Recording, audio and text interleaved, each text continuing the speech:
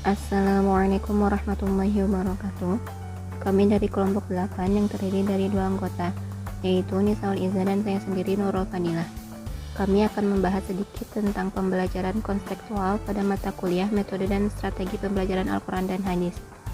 Mari kita awali dengan membahas latar belakang pembelajaran konseptual yang terbagi menjadi 2. Pertama, latar belakang filosofis. CTL banyak dipengaruhi oleh filsafat konstruktivisme tentang hakikat pengetahuan mempengaruhi konsep tentang proses belajar, bahwa belajar bukanlah sekadar menghafal, tetapi proses mengkonstruksi pengetahuan melalui pengalaman. Pengetahuan bukanlah hasil pemberian dari orang lain seperti guru, tetapi hasil dari proses mengkonstruksi yang dilakukan setiap individu.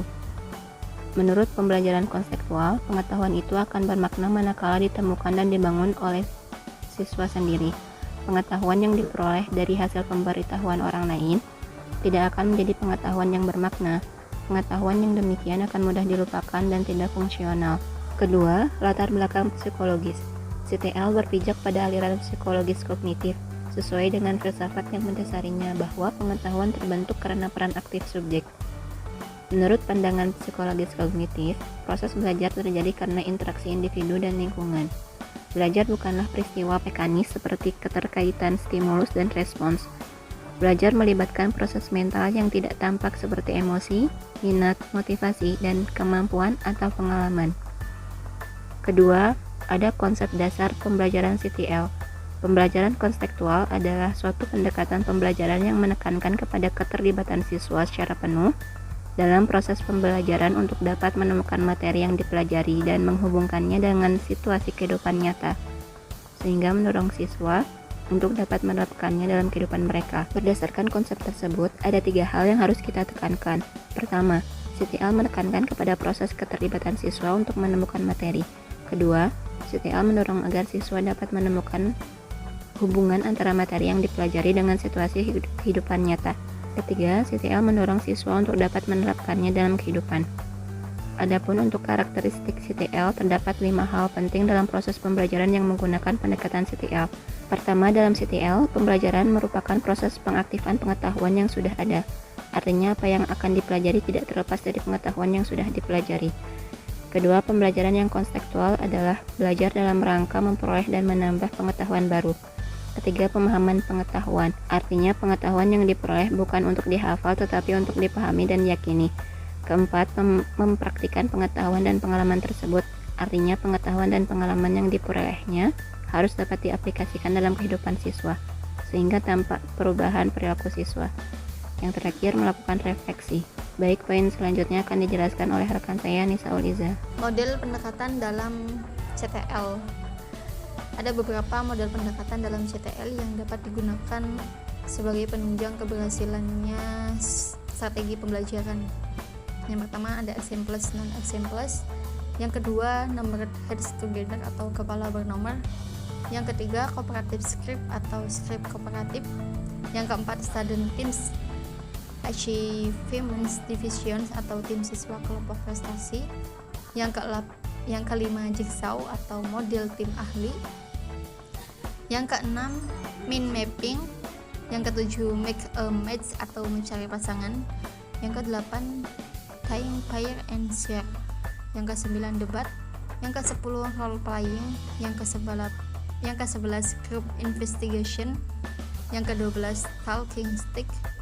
Yang ke-13, bertukar pasangan. Yang ke-14, value clarification, teknik Q atau teknik pembinaan nilai.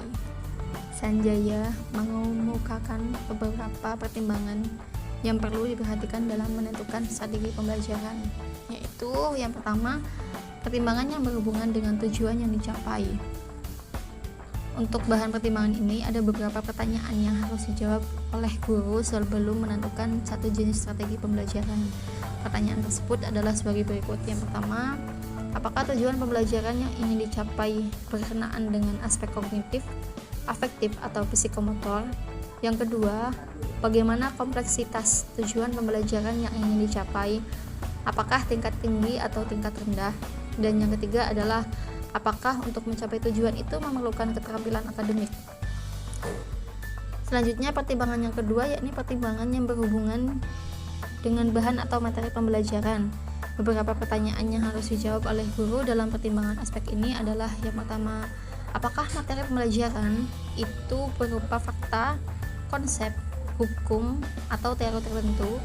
Yang kedua, apakah untuk mempelajari materi pembelajaran itu memerlukan persyaratan tertentu atau tidak? Dan yang ketiga adalah apakah tersedia buku-buku sumber untuk mempelajari materi tersebut. Selanjutnya pertimbangan yang ketiga ialah pertimbangan yang berhubungan dengan siswa. Beberapa pertanyaan yang harus dijawab oleh guru dalam pertimbangan aspek ini adalah: pertama, apakah strategi pembelajaran sesuai dengan tingkat perkembangan anak didik? Dan yang kedua, apakah strategi pembelajaran yang akan digunakan sesuai dengan minat, bakat, dan kondisi siswa? Yang terakhir ialah apakah strategi pembelajaran yang akan digunakan sesuai dengan kebiasaan dan gaya belajar siswa. Selanjutnya pertimbangan yang terakhir yakni yang nomor 4, yaitu pertimbangan yang berhubungan dengan hal-hal lainnya. Beberapa pertanyaan yang harus dijawab oleh guru dalam pertimbangan aspek ini adalah: yang pertama, apakah untuk mencapai tujuan yang diinginkan cukup hanya dengan satu strategi saja? Yang kedua, apakah strategi yang digunakan merupakan satu-satunya strategi yang paling tepat digunakan? Dan yang ketiga, sebagai pertanyaan terakhir, yakni apakah strategi tersebut memiliki tingkat efektivitas dan efisiensi kalau digunakan dengan situasi dan kondisi di sekolah dan kelas? Yang harus disadari oleh seorang guru adalah bahwa tidak semua model cocok untuk semua mata pelajaran atau pokok bahasan serta kompetensi lulusan yang diinginkan. Lalu Sanjaya juga mengungkapkan beberapa pertimbangan tersebut sebagai berikut. Yang pertama, berorientasi pada tujuan. Yang kedua, aktivitas. Yang ketiga, individualitas. Dan yang keempat adalah integritas. Bahwa tujuan merupakan komponen utama yang perlu dipertimbangkan dalam menetapkan strategi pembelajaran yang akan digunakan. Dalam memilih model dan strategi pembelajaran, seorang guru harus mempertimbangkan sejauh mana strategi pembelajaran yang akan digunakan akan dapat meningkatkan kemampuan yang diinginkan pada setiap individu siswa, bukan hanya mempertimbangkan dari aspek kelompok siswa. Dalam perspektif peraturan pemerintah nomor 19 tahun 2005, khususnya pada bab 4 pasal 19, secara tegas dinyatakan bahwa proses pembelajaran pada satuan pendidikan diselenggarakan secara pertama interaktif, yang kedua inspiratif, dan yang ketiga menyenangkan, yang keempat menantang, yang kelima memotivasi peserta didik untuk berpartisipasi aktif, yang kelima memberi ruang yang cukup bagi prakarsa, kreativitas, dan kemandirian sesuai dengan bakat, minat, dan perkembangan fisik serta psikologis peserta didik. Dari penegasan peraturan pemerintah tersebut di atas, tampak sekali bahwa pembelajaran yang diamanatkan oleh peraturan tersebut adalah proses pembelajaran yang dapat mengembangkan seluruh aspek pengembangan dan pertumbuhan peserta didik secara komprehensif. Untuk mencapai proses pembelajaran seperti kriteria yang diamanatkan oleh peraturan pemerintah tersebut tidaklah mudah.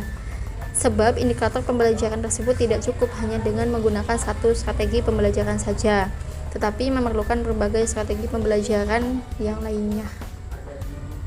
Mungkin cukup sekian penjelasan dari kelompok kami. Mohon kurang dan lebihnya mohon maaf. Apabila ada pertanyaan, silahkan bertanya di kolom diskusi.